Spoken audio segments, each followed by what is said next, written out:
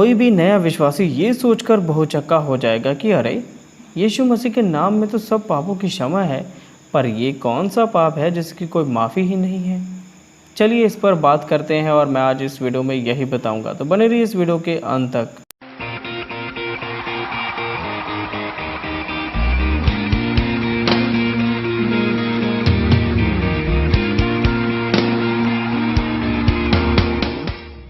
दिमाग को चकरा देने वाली बात तो ये है कि हम सब जानते हैं कि यीशु मसीह ने कहा कि मेरे नाम से तुम्हें पापों की क्षमा मिलेगी, और ये भी कि यशायाह अध्याय 1 वचन 18 हमें ये भी कहता है कि यहोवा कहता है, आओ हम आपस में वाद विवाद करें।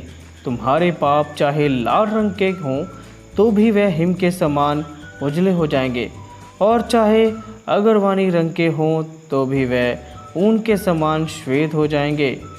मेरे प्रिय दोस्तों, ये पढ़कर आप समझ गए होंगे कि चाहे आपके पाप जैसे भी हों वो माफ़ किए जाएंगे, उनके लिए माफ़ी है। पर दुविधा में डालने वाली बात यह है कि कौन सा ऐसा पाप है जिसकी कोई माफ़ी है ही नहीं। क्या पता आप वो पाप कर भी रहे हों, आपको जानकारी ना हो। सो आज इस बात की जानकारी ले लीजिए कि वो पाप कौन सा है जिसकी कोई माफ़ी नहीं है। तो चलिए मैं आपको बताता हूँ, और इसका जवाब है मरकुस अध्याय 3 वचन 28 और 29। ध्यान से सुनिएगा इसे। 28 हमें वचन यह कहता है कि मैं तुमसे सच कहता हूँ कि मनुष्यों की संतान के सब पाप और निंदा जो वो करते हैं क्षमा की जाएगी। वचन 29, परंतु जो कोई पवित्र आत्मा के विरुद्ध निंदा करे वह कभी भी क्षमा ना किया जाएगा, वरन वह अनंत पाप का अपराधी ठहरेगा। यहाँ पर बहुत बड़ी बात बोली गई है कि अनंत पाप का अपराधी ठहरता है। बहुत बड़ी बात है। सो मेरे प्रिय दोस्तों, पवित्र आत्मा के विरुद्ध अगर आप कुछ भी बोलेंगे, उसके खिलाफ बोलेंगे या उसकी निंदा करेंगे तो उसकी कोई माफ़ी नहीं है। बाकी हर एक पाप की माफ़ी है, जैसा हमने वचन 28 में पढ़ लिया। सो इस बात को हमेशा ध्यान में रखिए। और मैं चाहूँगा, अब मैं रिक्वेस्ट भी करूँगा आपसे हाथ जोड़कर कि इस वीडियो को लोगों तक ज़्यादा से ज़्यादा पहुँचाएँ। कई बार किसी लोगों को जानकारी होती है, कई लोगों को नहीं, पर मैं चाहता हूँ कि हर एक जन को इस बात की जानकारी पहुँचे कि ये ऐसा पाप है कि इसकी कोई माफ़ी नहीं है। इफिसियों अध्याय 4 वचन 30 भी हमें इसी प्रकार की शिक्षा देती है। वहाँ लिखा है, परमेश्वर के पवित्र आत्मा को शोकित मत करो, जिससे तुम पर छुटकारे के दिन के लिए छाप दी गई है। सो प्रिय दोस्तों, ये भी वचन बहुत ही ज़्यादा बहुमूल्य और सोच विचार करने वाला है कि पवित्र आत्मा की मोहर हमारे ऊपर है और वो छुटकारे के दिन के लिए तक लगी हुई है।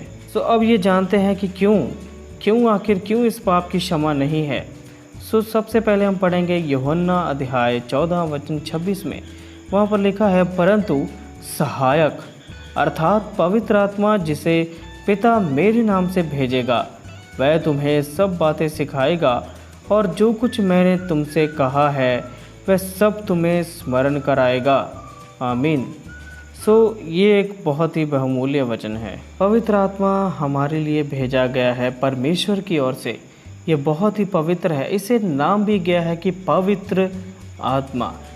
ये हमारे लिए बहुत ज़रूरी है। रोमियो अध्याय 8 वचन 26 हमें कहता है, इसी रीति से आत्मा भी हमारी दुर्बलता में सहायता करता है, क्योंकि हम नहीं जानते कि प्रार्थना किस रीति से करना चाहिए, परंतु आत्मा आप ही ऐसी आहें भरकर जो बयान से बाहर है हमारे लिए विनती करता है। आमीन। मैं चाहूँगा कि आप इन बातों पर ज़रूर गौर कीजिए, और मैं इस वचन को पढ़कर समाप्ति करना चाहूँगा जो लिखा है 1 कुरिन्थियों अध्याय 2 वचन 10 और 11। परंतु परमेश्वर ने उनको अपने आत्मा के द्वारा हम पर प्रकट किया, क्योंकि आत्मा सब बातें वरन परमेश्वर की गूढ़ बातें भी जानता है। मनुष्य में से कौन किसी मनुष्य की बातें जानता है? केवल मनुष्य की आत्मा जो उसमें है। वैसे ही परमेश्वर की बातें भी कोई नहीं जानता, केवल परमेश्वर का आत्मा। ये मत भूलिए कि ये परमेश्वर का आत्मा है, वो सच्चे परमेश्वर का जिसने आकाश और पृथ्वी को बनाया है। वो क्यों इसकी निंदा सुनेगा? सो मेरे प्रिय दोस्तों, इस बात पर ज़रूर गौर कीजिए, मैं फिर से कहूँगा। और इस वीडियो को ज़रूर शेयर कीजिए। मैं इसी तरह फिर लौटूंगा बाइबल की कुछ नई वीडियोज़ के साथ। तब तक आप लोग खुश रहें और प्रभु में हमेशा के लिए आनंदित रहें।